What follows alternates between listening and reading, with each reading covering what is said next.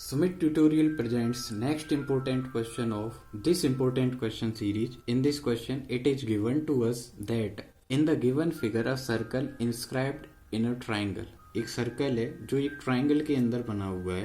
एक सर्कल हमारे ट्राइंगल के अंदर बना हुआ है and touches the side A B B C and A C. A B B C और सी ए साइड को D E and F point पर टच करता है.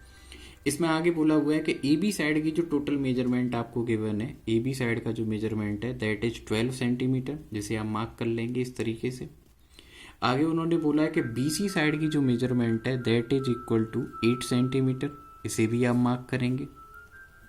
आगे उन्होंने बोला है कि आपको ए सी का जो मेजरमेंट है, ए सी की जो मेजरमेंट है वह 10 सेंटीमीटर है, उसे भी आप मार्क कर लेंगे. इतना मार्क करने के बाद अब आपको नोबिता और डोरेमोन दोनों आंसर बताएंगे. अब आपको पता ही है मैक्सिमम टाइम तो ये दोनों आंसर बताते नहीं है, पर अभी आज ये आंसर बता रहे हैं और ये बोल रहे हैं, क्या बोल रहे हैं देखो. हमारा जो नोबिता है उसने हैंड रेज किया है और उन्होंने बोला है, पता है क्या बोल रहा है ये ऐसे बोल रहा है, सर इस सर्कल के लिए ना पॉइंट बी एक आउटसाइड वाला पॉइंट है और पॉइंट सी भी एक एक्सटर्नल पॉइंट है, पॉइंट ए भी एक आउटसाइड या एक्सटर्नल पॉइंट है. तो इसका मीनिंग क्या हुआ नोबिता? नोबिता आंसर कर रहा है कि इसका मीनिंग सर ये हुआ कि बाहर वाले पॉइंट से ड्रॉ की हुई टेंजेंट की जो लेंथ होगी ना वो इक्वल हो जाएगी. इसका मीनिंग ये हुआ कि एडी की जो लेंथ होगी, जैसे एडी को अगर आप एक्स मार्क करते हो तो इसी तरीके से आपके एएफ का भी आंसर क्या आएगा, एक्स ही आएगा. सिमिलर वे में अगर आप बीडी को वाई मार्क करते हो तो फिर बीई का भी मार्क वही होगा. इसी तरीके से अगर आप सीई को जेड मार्क करते हो तो सीएफ का भी मेजरमेंट जेड ही होगा. इन तीनों की मेजरमेंट हमें मालूम चल गए. अब हम बोलेंगे कि इस हिसाब से तो इसके अकॉर्डिंग तो हमारा जो क्वेश्चन है वो कुछ इस तरीके से सॉल्व होगा कि now we can say that A B जिसका मेजरमेंट 12 सेंटीमीटर गिवन था उसे मैं मार्क कर सकता हूँ एक्स प्लस वाई. देखो ए बी को अगर मुझे फॉर्म करना है तो मैं बोल सकता हूँ A D plus D B. A D को अगर मुझे फॉर्म करना है तो मैं इसको बोल सकता हूँ A D plus D B. और जिसे मैं आगे सॉल्व करूँ तो क्या लिख सकता हूँ एक्स प्लस वाई, जिसकी मेजरमेंट कितनी है 12 सेंटीमीटर. इस तरीके से बन जाएगी equation number 1. In similar way अब नोबिता और डोरेमोन को तो आइडिया हो गया है. प्यारे बच्चों आपको भी आइडिया लग ही गया होगा. तो अब आप बीसी का मेजरमेंट लिखेंगे और बीसी क्वेश्चन में 8 cm गिवन है. इसके बाद आप क्या कर सकते हैं, बीई प्लस ईसी. बीसी की मेजरमेंट को आप 2 लाइन सेगमेंट के सम की फॉर्म में लिख सकते हैं. BE plus EC is equal to 8 centimetre.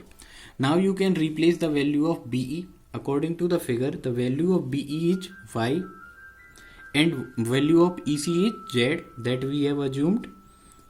Now we can put mark as equation number 2. इसी तरीके से आप AC की भी मेजरमेंट लिखेंगे जो आपको 10 सेंटीमीटर गिवन है. AC को आप ब्रेक करके लिखेंगे, आप डायग्राम में दे सकते हैं. AC को ब्रेक करेंगे AF प्लस FC.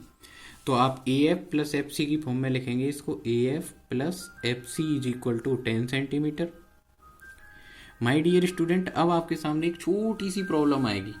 अब आपको एएफ और एफसी के पहले तो आपको क्या करने होंगे, मार्क्स जो आपने मार्क अभी वेरिएबल ले रखे थे उनको आप इसमें आंसर में राइट करेंगे. एक्स प्लस जेड आप लिखेंगे X plus Z is equal to 10 centimetre. इसके बाद अब आपको फाइंड करना है A D B D BE C F CE, इन सारे सेक्शंस की लेंथ फाइंड करनी है. अब देखो अब आपके पास एक छोटा सा डिसीजन लेने का टाइम है. आप इस क्वेश्चन को सॉल्व करेंगे कैसे? तो मेरे प्यारे बच्चों जब ऐसे ऑल्टरनेट आपको साइड दे रखी हो, ऑल्टरनेट वेरिएबल दे रखे हो और उनका सम दे रखा हो और आपको इंडिविजुअल वेरिएबल्स की वैल्यू फाइंड करनी हो, तो इस केस में जैसे एक्स और वाई दिया, फिर वाई और जेड दिया, फिर जेड और एक्स दिया, उनका सम दिया. अब आपसे पूछ रहे हैं बताओ एक्स क्या होगा, वाई क्या होगा, जेड क्या होगा. तो आपको ना इन तीनों को सम कर लेना चाहिए. इनको क्या कर लेना चाहिए, सम.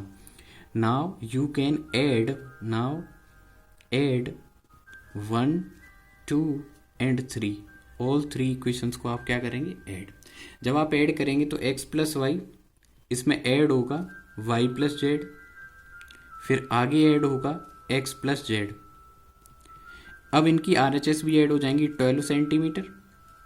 Plus 8 centimetre plus 10 centimetre. अब आप इनको सम करेंगे तो आपका जो आंसर आएगा, देखो 12 और 8 आप माइंड में ऐड करो तो मेरे प्यारे बच्चों आप इजीली बता सकते हो सर 20 हो जाएगा। 20 में आप 10 ऐड करोगे देन इट विल बिकम 30। ऐसे ही आप x को ऐड करेंगे तो देखो x 2 टाइम ऐड हो रहा है, इसी तरीके से y भी 2 टाइम ऐड हो रहा है, इसी तरीके से z भी कितनी बार ऐड हो रहा है, 2 टाइम। तो आपका जो फाइनल एक्सप्रेशन होगा वो कुछ इस तरीके से आएगा, 2x plus 2y plus 2z is equal to 30 cm। अब आप 2 को कॉमन कंसिडर करेंगे then it will become 2 multiply bracket x plus y plus Z is equal to 30, और यहाँ से x plus y plus z multiply का side change rule लगाएंगे, और आप सभी को पता है क्या आ जाएगा, मल्टीप्लाई का साइड चेंज डिवाइड होता है, तो 30 को आप 2 से डिवाइड करेंगे then it will become 15 cm, और ये हो जाएगी इक्वेशन नंबर 4। इसके बाद आपको x का, y का, z का वैल्यू फाइंड करना है। तो मेरे प्यारे बच्चों यहाँ से एक इम्पोर्टेंट की स्टेप है जो आपको हमेशा इस काबिल बनाएगा कि आप इनकी वैल्यू फाइंड कर पाओ। देखो x प्लस वाई की इंडिविजुअल वैल्यू हमें मालूम है ये कितनी है, 12 सेंटीमीटर, और इस इक्वेशन में भी x प्लस वाई आ रहा है, तो आप फर्स्ट इक्वेशन से फोर्थ इक्वेशन में x प्लस वाई की वैल्यू रिप्लेस कर दो। तो from equation number first and fourth, अभी मैंने आपको बताया इक्वेशन नंबर फर्स्ट में जो x प्लस वाई का आंसर है वो कितना है, 12 सेंटीमीटर। अब 12 x प्लस वाई के प्लेस पर तो आपको 12 लिखना है, plus z is equal to 15 centimetre. Now z is equal to 15 minus 12, और आपका जो फाइनल आंसर है वो क्या आ जाएगा, 3 सेंटीमीटर। इस तरीके से आपके z वेरिएबल की वैल्यू तो आ गई। अब आपको फाइंड करनी है y की और x की। अब या तो आप इसी स्टेप को बार बार रिपीट करो, या फिर आप ऐसा भी कर सकते हैं कि आप डायरेक्ट इक्वेशन नंबर 2 में z की वैल्यू रिप्लेस कर दो। तो फ्रॉम इक्वेशन नंबर 2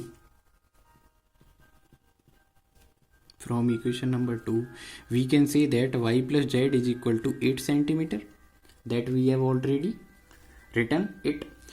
z का जो वैल्यू है वो कितना कंसीडर कर रखा है अब हमने, 3, अभी कंसीडर नहीं किया, ये तो आ ही गया है, तो अब z का जो वैल्यू है वो 3 आ जाएगा, तो y plus 3 is equal to 8। Then finally y का जो आंसर आ जाएगा वो आ जाएगा 8 minus 3 is equal to 5 centimetre.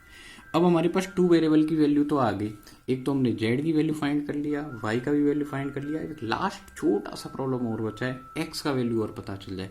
तो अब हम बोलेंगे from equation number 1 we can say that x plus y equal to 12 centimetre. हमें मालूम है फर्स्ट इक्वेशन में x प्लस वाई का सम कितना था, 12 सेंटीमीटर। अब मैं यहाँ से y का वैल्यू रिप्लेस कर दूंगा, इस तरीके से आंसर आ जाएगा। तो फ्रॉम इक्वेशन नंबर 1 तो आपका जो आंसर आएगा वो क्या होगा, x plus y is equal to 12 centimetre. सबसे पहले आप यही राइट करेंगे, और उसके बाद आप राइट करेंगे y is equal to 5।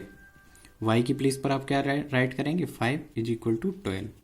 Now अब आपको एक छोटा सा डिसीजन, हमेशा की तरह बार बार डिसीजन ही लेने हैं आपको, प्लस का साइड चेंज माइनस हो जाएगा, तो अब आप 12 से 5 को माइनस कर लेंगे, then your answer will be 7 centimetre, है ना। इस तरीके से आपके x वेरिएबल का आंसर आया, y वेरिएबल का आंसर आया, और z वेरिएबल का भी आंसर आ गया।